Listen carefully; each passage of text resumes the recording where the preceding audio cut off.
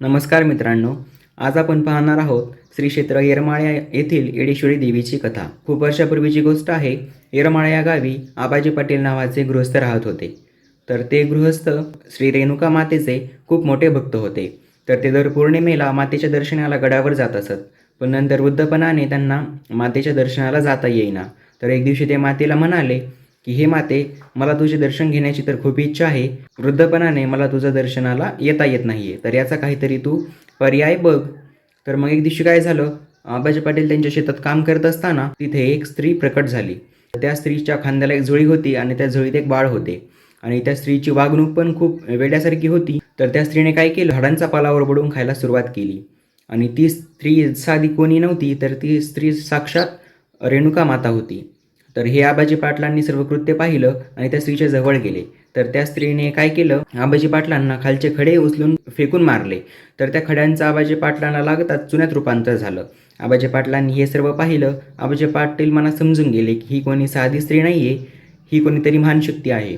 तर आबाजी पाटील तिला त्यांच्या घरी घेऊन गेले, तिला तूप आणि भात खाण्यासाठी दिले। तर त्या बाईने ते सर्व खाल्लं, तिथून खूप वेगाने पळत सुटली। आबाजी पाटीलही त्या स्त्रीच्या मागे पळत गेले, पण आबाजी पाटलांना वृद्धपणाने स्त्रीच्या वेगा इतकं पळता येईना। ती स्त्री साक्षात जगदंबाच होती, तर ती वायुवेगाने पळत जात असे। आबाजी पाटलांना तिच्या इतकं पळता येईना। आबाजी पाटील मागून हाक मारू लागले, आई थांब, अगं वेडी आई थांब। येरमाळ्याच्या एका डोंगरावर जाऊन थांबली। तर मग आबाजी पाटीलही तिच्या मागे येऊन थांबले। त्या वेड्या स्त्रीने तिचं खरं रूप प्रकट केलं आणि आबाजी पाटलांना तिच्या मूळ रूपात दर्शन दिलं। म्हणजे श्री माहुरगडावरच्या श्री रेणुका मातेच्या रूपात आबाजी पाटलांना तिने दर्शन दिलं आणि त्यांना म्हणाली की मी तुझ्या भक्तीने खूप प्रसन्न आहे, तुझी काय इच्छा आहे ती मला सांग। तर आबाजी पाटील म्हणाले की माते, माझी काहीच इच्छा नाहीये, मला फक्त तुझं निरंतर दर्शन घडत राहो हीच माझी इच्छा आहे। तर रेणुका माता म्हणाली, जशी तुझी इच्छा आहे तशी मी याच ठिकाणी अनंत काळापर्यंत निवास करेल आणि तू ज्या नावाने मला हाक मारली आहेस तेच नाव मी धारण करेल।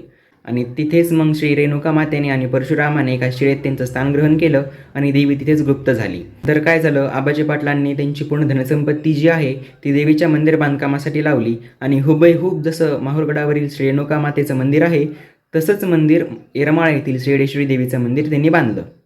येरमाळ्याची येडेश्वरी ही साक्षात जगदंबा श्री रेणुका माताच आहे आणि ती रेणुका माताच आपल्याला येडेश्वरी आईच्या रूपात दर्शन देते। तर हीच आपली श्री येडाई देवीची कथा। तुम्हाला कशी वाटली कमेंटमध्ये नक्की सांगा।